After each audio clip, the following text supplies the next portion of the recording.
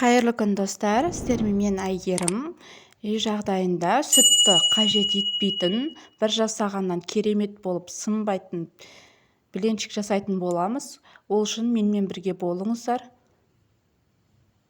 Ол үшін ең алдыменен біздер 2 жұмыртқаны саламыз, және де 3 ас қасық қантымызды саламыз.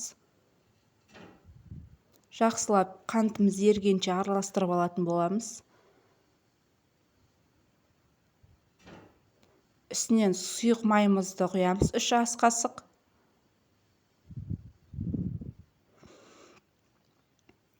Сұйық майдан кейін жақсылап тағы да араластырып, бөлме температурасындағы суымызды құятын боламыз. Жақсылап араластырып, ұн илегіштен өткізіліп, дайындалып алған ұнымызды салып, бөліп,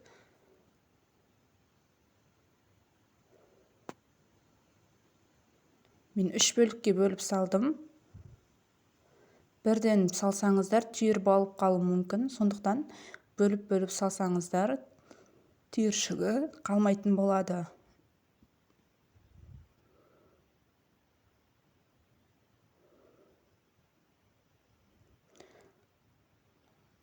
Енді қайнап тұрған ыстық суымызға 1 шай қасық ас содасын салып, жақсылап араластырып алатын боламыз. Сонда ас содасының дәмі шықпайтын болады.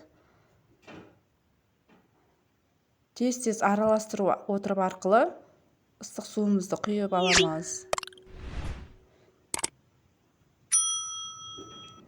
Осылай жақсылап араластырып алдық. Енді тавамызды қыздырып аламыз. Азырақ май сеуіп алып, аз-аздан құя отырып пісіріп алатын боламыз.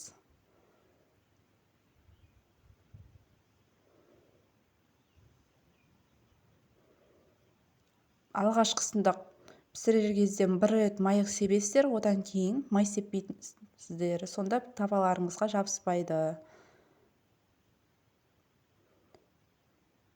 Мен толық рецепті описанияда жазып қалдыратын боламын. Сол жерден кіріп бақыласаңыздар болады. 2 бетін осылай аударып отырып пісіріп аламыз.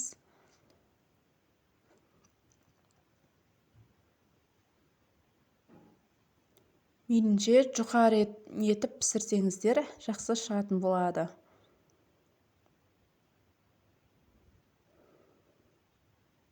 Достар, менің каналыма тіркелмеген болсаңыздар, тіркеліп, лайк басып отырыңыздар. Каналымыздың дамуына үлес қосыңыздар.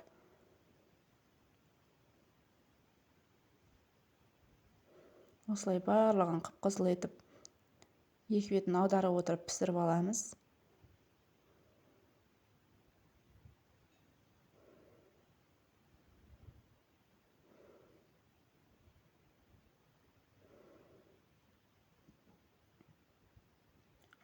Осылай пісіп шықты.